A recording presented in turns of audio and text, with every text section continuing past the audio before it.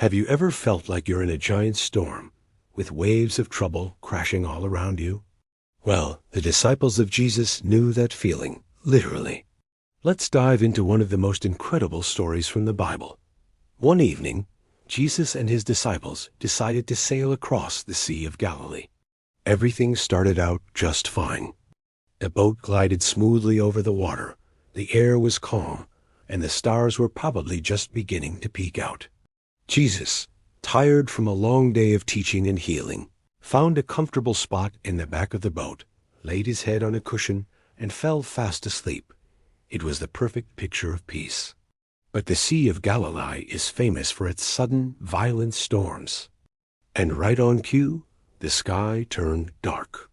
The wind began to howl, and the calm water transformed into a churning, angry sea. Fierce gusts of wind whipped up massive waves that crashed over the sides of their small fishing boat. Water started pouring in, filling the boat faster than they could bail it out. The disciples, many of whom were experienced fishermen, were terrified. They had been in storms before, but this was different.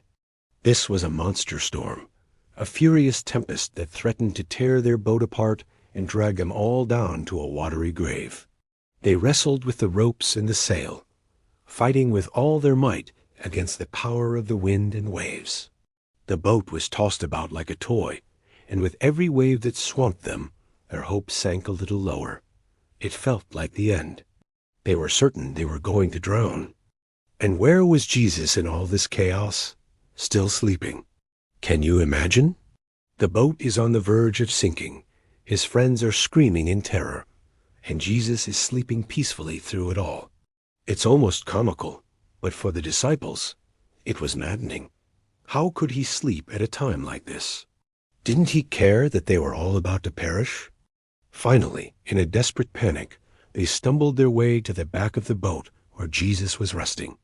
They shook him awake, their voices filled with fear, and maybe even a little bit of frustration. Teacher, don't you care that we're drowning? Save us, we're going to die. You can hear the desperation in their words. They believed he could do something, but their fear was overwhelming their faith. Jesus slowly opened his eyes. He didn't seem panicked or even surprised. He looked at the terrified faces of his friends. He saw the water sloshing around their ankles, and he heard the roaring of the wind. Without a word to his disciples just yet, he stood up. Facing the raging storm, with the wind whipping his hair and clothes, Jesus simply spoke. He didn't shout over the wind. He spoke with a calm authority that cut right through the noise. 3 simple words: peace, be still. And in an instant, the most amazing thing happened. The wind didn't just die down. It stopped completely. The towering waves didn't just get smaller. They flattened out into a perfect, glassy calm. The roar of the storm was replaced by a profound silence. One moment, it was a life-threatening tempest. The next, it was as if the storm had never even happened. The entire sea became perfectly still. The disciples stood there, drenched and trembling, but now for a completely different reason. Their mouths were wide open.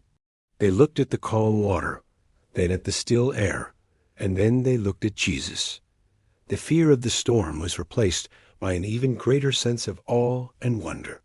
They had seen him heal the sick and feed thousands, but this was something else entirely. This was control over the very forces of nature. They began to whisper among themselves, their voices filled with awe. Who is this? What kind of man is this? Even the winds and the waves obey him. They had been with Jesus for a while now, but in that moment, they realized they were in the presence of someone far greater than they had ever imagined. This wasn't just a great teacher or a miracle worker. This was someone with the power of God himself. Then Jesus turned to them. He didn't scold them, but he asked a gentle question. Why are you so afraid? Do you still have no faith? He wasn't just talking about the storm on the sea. He was talking about the storm of fear in their hearts. He had been with them in the boat the whole time. His presence should have been enough to give them peace, even in the middle of the chaos. He was showing them that the one who has power over creation itself could certainly take care of them. This story isn't just about a boat trip that went wrong. It's a powerful picture of our own lives. We all face storms, don't we? Maybe not literal storms with wind and waves, but storms of sickness, storms of financial trouble, storms of relationship problems, or storms of fear and anxiety about the future. These storms can feel just as overwhelming and just as terrifying. We can feel like our little boat is sinking and that we're about to go under. And sometimes, in the middle of our biggest storms, it can feel like Jesus is asleep. We pray and we cry out, and it feels like nothing is happening. We might even ask, God, don't you care? Don't you see what I'm going through? The disciples' cry is our cry. But this story promises us that he is always in the boat with us. He is never unaware, and he is never powerless. He may allow the storm to rage for a while, perhaps to test our faith and to show us his ultimate power. But when we call on him, he is ready to stand up and speak peace to our situation. Just as he calmed the sea, he can calm the turmoil in our hearts. He can bring a supernatural peace that doesn't make sense in our circumstances. He is the Prince of Peace. His command, "Peace, be still," isn't just for the wind and the waves. It's for our anxious thoughts, our worried minds, and our fearful hearts. So the next time you find yourself in the middle of a life storm, remember this story. Don't let fear overwhelm you. Instead, turn to the one who is in the boat with you. Cry out to Jesus.